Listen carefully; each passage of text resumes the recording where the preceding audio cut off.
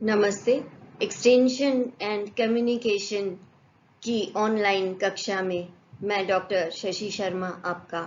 स्वागत करती हूँ। हम इस विषय की तीसरी इकाई पढ़ रहे थे, कार्यक्रम मूल्यांकन, और आज हम पढ़ेंगे कार्यक्रम मूल्यांकन की प्रक्रिया के क्या स्टेप्स हैं या इसके क्या चरण हैं। कार्यक्रम मूल्यांकन की जो प्रक्रिया है वह कई स्टेप्स में होती है या उसके कई चरण होते हैं जिन्हें एक एक करके पूरा किया जाना आवश्यक होता है, तभी मूल्यांकन सही क्रम से आगे बढ़ता है और उसका जो निर्णय होता है या अंतिम रिजल्ट जो आता है वह विश्वसनीय होता है और सही होता है। तो मूल्यांकन के चरण की हम बात करते हैं और इसका पहला स्टेप है उद्देश्यों का निर्धारण। मूल्यांकन जब भी किसी कार्यक्रम के लिए किया जाता है तो सबसे पहले यह ज्ञात होना जरूरी है कि मूल्यांकन का उद्देश्य क्या है। सामान्यतया मूल्यांकन का जो उद्देश्य होता है वह कार्यक्रम का जो एम होता है या लक्ष्य होता है उसी के आधार पर निर्धारित होता है और मूल्यांकन के द्वारा यह चेक किया जाता है या जांचा जाता है कि कार्यक्रम अपने लक्ष्य में को प्राप्त करने में सफल हुआ या नहीं। तो सबसे पहले मूल्यांकन का जो चरण है वह यह है कि हम जो मूल्यांकन करने जा रहे हैं उसमें हम किन किन बातों का मूल्यांकन करेंगे, मूल्यांकन के उद्देश्य क्या क्या होंगे। दूसरा इसका चरण है उद्देश्यों का स्पष्टीकरण। जब हम मूल्यांकन के उद्देश्यों का निर्धारण कर देते हैं तो उसके बाद का जो स्टेप है वह है उद्देश्यों को अच्छी तरह से स्पष्ट करना या उनका स्पष्टीकरण करना। इसमें उद्देश्यों को तात्कालिक, विशिष्ट और अंतरिम वर्गों में विभाजित करके उनका विश्लेषण किया जाता है। तात्कालिक के अंतर्गत आता है कि जब भी कार्यक्रम क्रियान्वित किया जाता है तो अगर वह 1 महीने का कार्यक्रम है तो तात्कालिक में हम प्रतिदिन का मूल्यांकन कर सकते हैं या 3 दिन के बाद हर तीसरे दिन का मूल्यांकन कर सकते हैं। यह तात्कालिक मूल्यांकन के अंतर्गत आता है। फिर विशिष्ट मूल्यांकन क्या होना चाहिए, वह पूरे कार्यक्रम से संबंधित होता है और इसी प्रकार से अंतरिम मूल्यांकन यानी जो कि सबसे अंत में होता है और संपूर्ण कार्यक्रम का मूल्यांकन होता है जिसमें सारे के सारे कार्यक्रम के जो पहलू हैं या एस्पेक्ट्स हैं उनको जांचा और परखा जाता है। तीसरा चरण है संकेतकों को चिन्हित करना, अर्थात उन संकेतकों को चिन्हित करना जो उद्देश्यों की ओर बढ़ने के प्रमाण का संकेत है। अब यहाँ पे उद्देश्य निर्धारित कर लिए गए हैं, उसके बाद में इन उद्देश्यों को कार्यक्रम के द्वारा कितना प्राप्त कर लिया गया या कितना पूरा कर लिया गया, इसको मापने के लिए संकेतकों का विकास करना जरूरी है। जैसे अगर हम कुपोषण को दूर करने के लिए कोई प्रोग्राम चला रहे हैं या बना रहे हैं तो अगर हमने उनको कुपोषण के बारे में बताया है, हमने उनको कुपोषण किस तरह से दूर करना चाहिए इस बारे में बताया है, बच्चों का वीनिंग कब करना चाहिए, सप्लीमेंटेशन कब करना चाहिए, उनमें अगर किसी पोषक तत्व की कमी है या कुपोषण है तो उसको किस तरह से दूर करना चाहिए, कौन से व्यंजन जो है वो बनाए जा सकते हैं या पौष्टिक भोज्य पदार्थ बनाए जा सकते हैं। अगर हमने इससे रिलेटेड कार्यक्रम बनाया है तो हम अलग अलग संकेतक बना सकते हैं, जैसे लोगों के ज्ञान में कितनी वृद्धि हुई, वे कुपोषण को कितना समझ पाते हैं, कुपोषण के प्रकार को कितना समझ पाते हैं,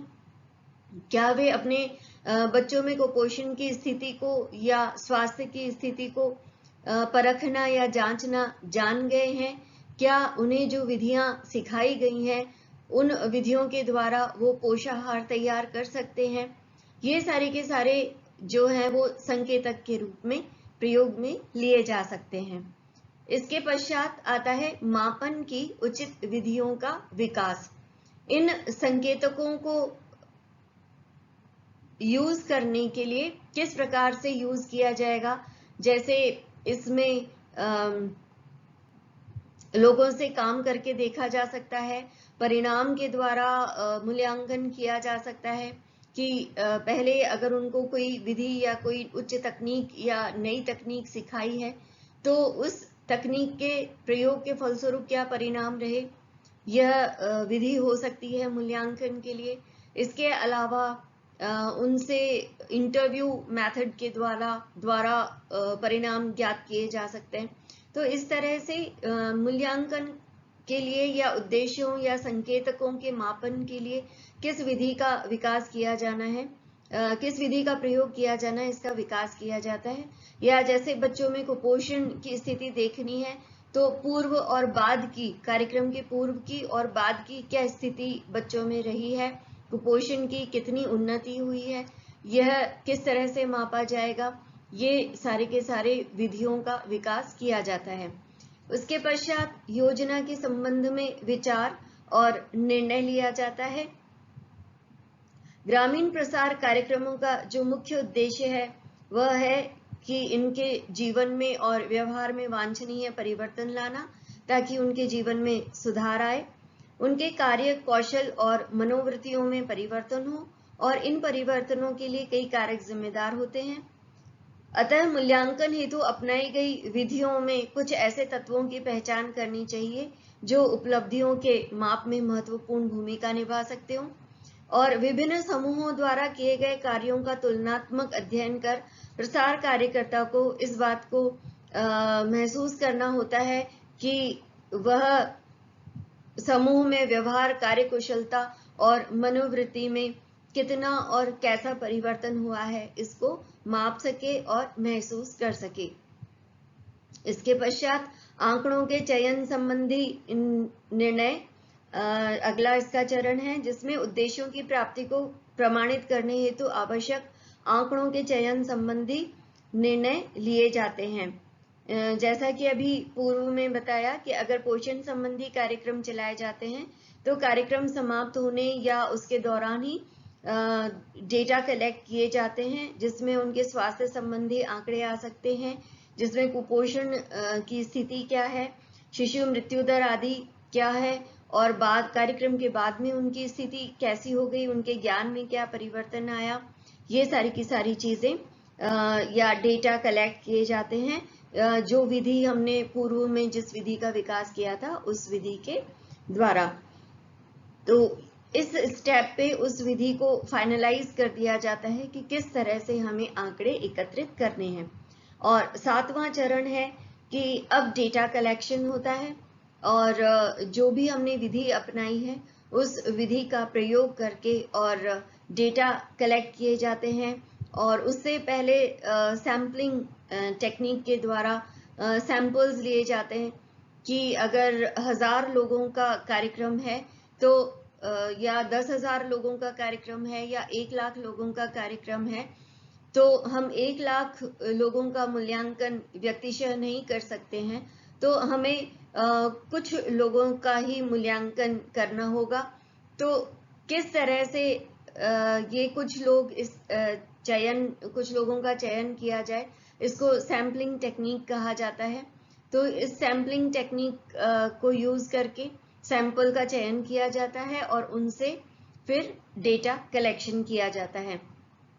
8वां इसका आखिरी चरण है कि जो डेटा कलेक्ट हुआ है उनको डिकोड किया जाता है। डिकोड करने का मतलब ये है कि हमारे पास में जो डेटा आया है उसकी हम किस तरह से विश्लेषण कर सकते हैं, किस तरह से उन परिणामों की व्याख्या कर सकते हैं। जैसे उपज के बारे में अगर कहा जाए तो डेटा जो हम कलेक्ट करेंगे उसमें ये करेंगे